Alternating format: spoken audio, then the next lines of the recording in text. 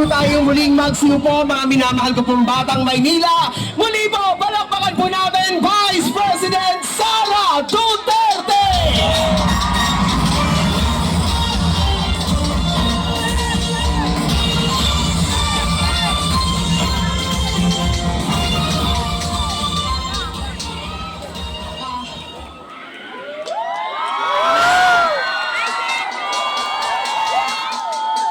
Assalamualaikum warahmatullahi wabarakatuh.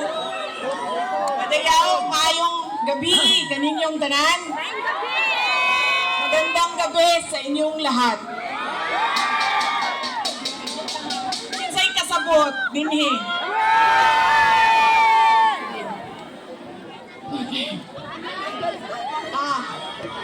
Unahin ko po muna ang aking mga pagpapasalamat. Una po, ang pagpapasalamat natin sa ating pinakamamahal na mayor ng siyudad ng Maynila, Isko Moreno Dumagoso.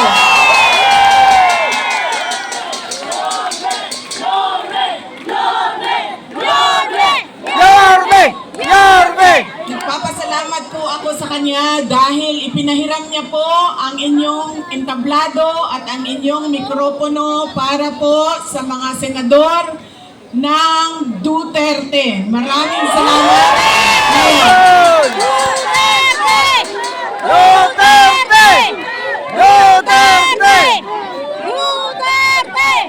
Ang sunod na pagpapasalamat ko ay sa inyong lahat, mga kababayan namin dito sa Maynila.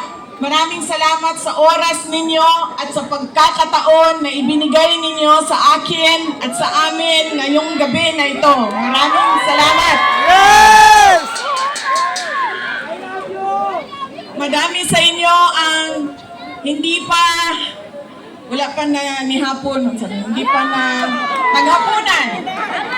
Marami sa inyo ang hindi pa naghapunan, hindi pa nakaluto, at kanina pa dito, mainit, pero nandito kayo para sa amin at para sa bayan. Maraming salamat sa inyong lahat. Yes! Ang susunod ko pong pagpapasalamat, mahal ko kayo, ma'am. Mahalin din natin patuloy ang ating mahal na inang bayan, ang Pilipinas. I love you too. Sisterly love na ito, sis.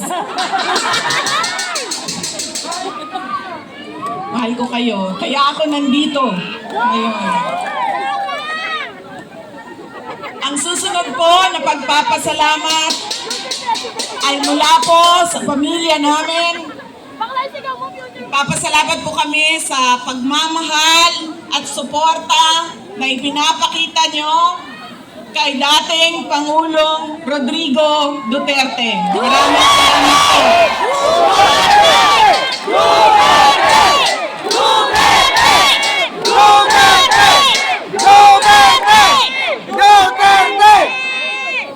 Marami po sa inyo ang nag-celebrate ng kanyang birthday noong March 28, 2025. At kami po ay taus-pusong nagpapasalamat at masaya dahil nakiisa kayo sa kanyang 80th birthday celebration. Dahil hindi po lahat tayo ay mabibigyan ng pagkakataon na umabot ng 80 years old. Kaya maraming salamat at celebrate nyo ang kanyang 80 years. Ang susunod na pagpasalamat ay mula po sa akin.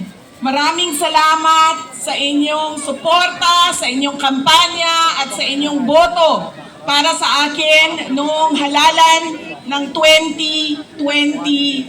Maraming salamat sa suporta ninyo. At syempre, ang aking pagpapasalamat pa rin sa patuloy ninyo na pagtitiwala sa akin at sa aking mga kasamahan at sa aming opisina, ang tanggapan ng pangalawang Pangulo ng Pilipinas. Maraming salamat. Ang amin pong pamilya ay merong malaking utang na loob sa inyong lahat, mga kababayan namin, sa pagkakataon na inyong ibinibigay sa amin na makapaglingkod sa ating bayan. Dako kaayo ang amo ang utang nga kabubuton kaninyong tanan, mga kaigsuonan namo. Sa higayon nga gihatag ninyo kanamo nga makaserbisyo sa ato ang nasod. Daghan kayong salamat.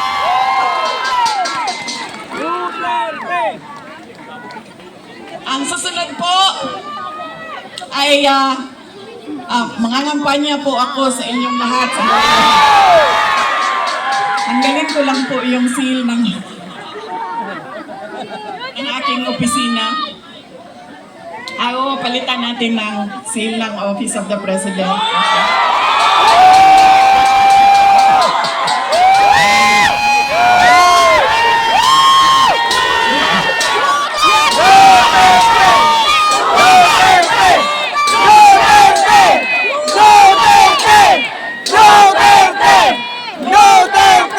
Tinanggal ko lang kasi iba kasi yung opisina, iba din yung pangangampanya. Pero kung sa Pangulo lang, pumili na lang kayo. Si Isko Moreno o si Sara Duterte, wala kaming problema.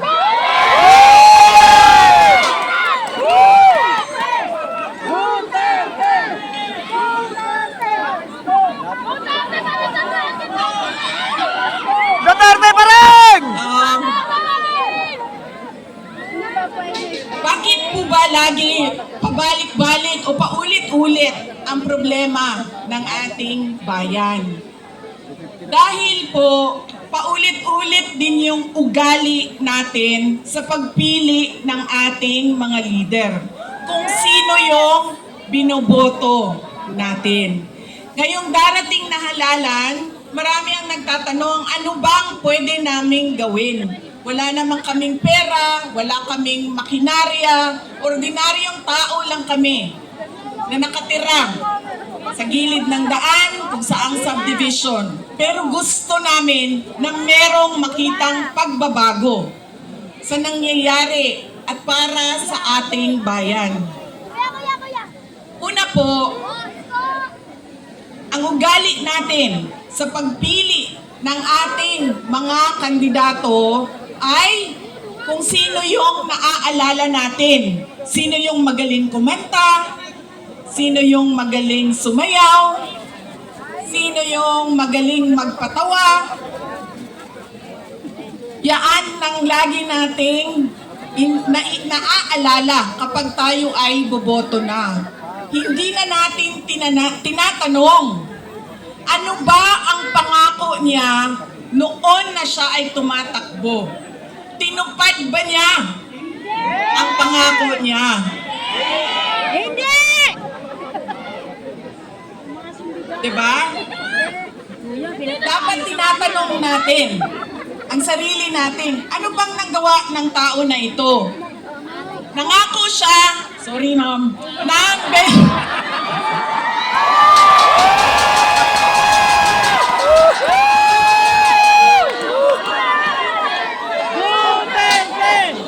Duterte! Duterte! Duterte! Duterte! Duterte! Paano ko ba sabihin ito? Hindi, ganito. Tulad na lang na magkaibang tao kami ni Pangulong Rodrigo Duterte. Si Pangulong Rodrigo Duterte ay hindi si Inday Sara Duterte. Si Bongbong Marcos ay hindi si Amy Marcos.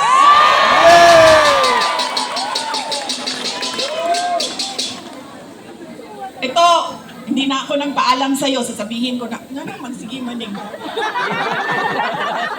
Tanggalin na lang natin ito. Okay lang sa'yo. Mura siyang matuwan.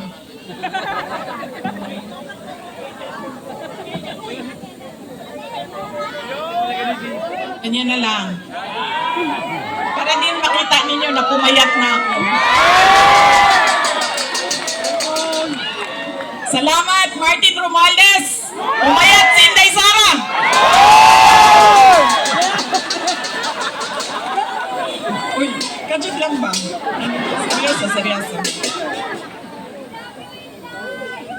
mahal ko kayo, ma'am. Ito, hindi na ako nagpaalam kay Senator Amy, ha, kasi hindi ko naman alam na nandito siya.